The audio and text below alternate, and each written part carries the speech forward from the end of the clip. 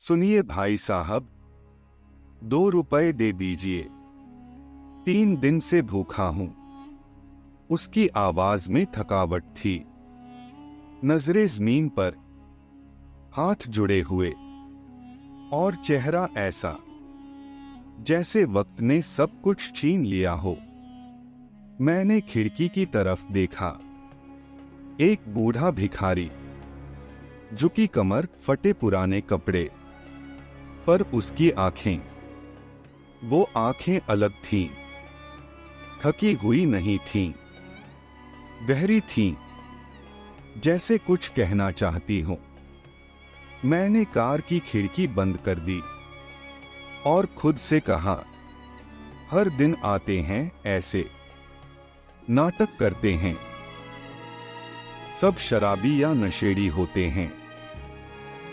लाल बत्ती हरी हुई और मैं निकल गया। लेकिन उस रात नींद नहीं आई। बिस्तर पर लेटा रहा, करवटें बदलता रहा, पर वो चेहरा बार बार आंखों के सामने आ जाता था। सुबह ऑफिस जाते हुए वही सिग्नल। मैंने कार धीमी की, वो वही था। इस बार मैंने खुद खिड़की नीचे की और पूछा, क्या करते थे पहले? वो चौंका, फिर बोला, मास्टर था, स्कूल में पढ़ाता था। मैं कुछ देर चुप रहा। अब यहां क्यों खड़े हो? उसने हल्की सी मुस्कुराहट दी। हादसा हो गया। सब कुछ चला गया साहब। नौकरी, घर, बीवी, बेटा। अब बस ये सड़क है और मैंने जेब से 100 रुपए निकाले और उसकी तरफ बढ़ाए। उसने मेरी ओर देखा, फिर अपनी जेब से एक पुराना नोटबुक निकाल कर दिया। ये रख लीजिए। मैं चौंका, ये क्या है? मेरा आखिरी पाठ, 30 साल पढ़ाया है। अब सिखाने को बस ये रह गया है। मैंने नोटबुक लिया और आगे बढ़ गया। रात को खामोश कमरे में चाय के कप के साथ मैंने वो नोटबुक खोली। पहला पन्ना खाली। दूसरे पन्ने पर लिखा था, पैसे से पेट भरता है, पर आत्मा नहीं। अगर किसी के जीवन में फर्क डालना है तो पैसे नहीं, समय और समझ दो। मैं ठिठक गया। पन्ने पलटे। तीसरे पन्ने पर एक कहानी। एक बूढ़ा आदमी रोज नदी किनारे बैठा हर राहगीर को पानी पिलाता था। एक दिन एक नौजवान ने पूछा, बाबा, आपको इससे क्या मिलता है?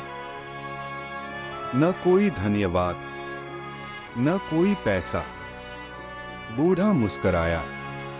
पैसे की भूख हर कोई मिटा सकता है, पर आत्मा की प्यास, वो सिर्फ सेवा से बुझती है।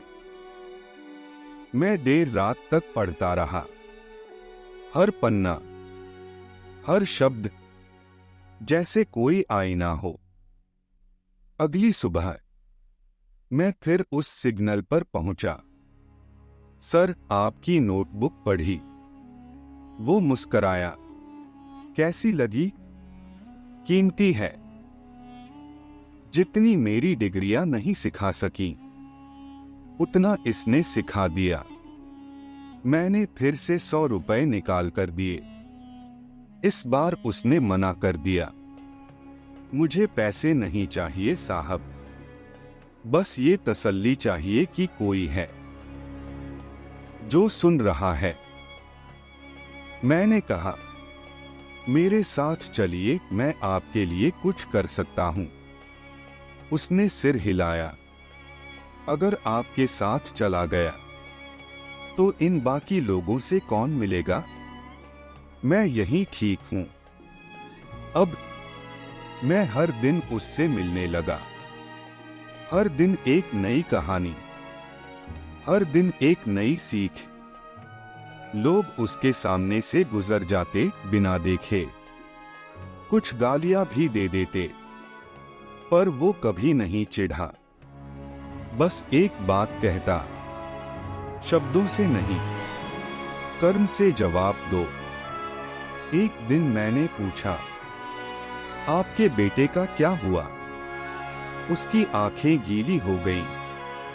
कुछ पल चुप रहा, फिर कहा, वो कहता था मैं ओल्ड स्कूल हूं, फालतू बातें करता हूं। एक दिन छोड़कर चला गया। अब शायद कहीं अच्छी नौकरी करता होगा। मैंने महसूस किया, गरीबी उसका दुख नहीं थी, अकेलापन था।